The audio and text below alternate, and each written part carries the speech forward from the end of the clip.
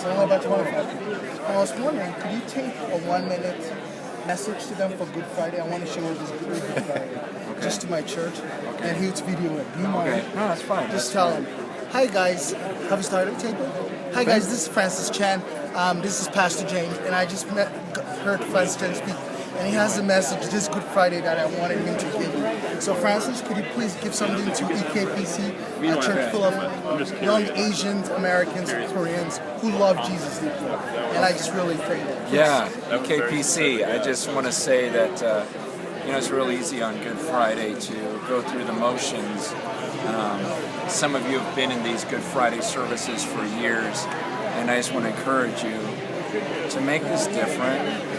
God deserves so much honor for what he sacrificed.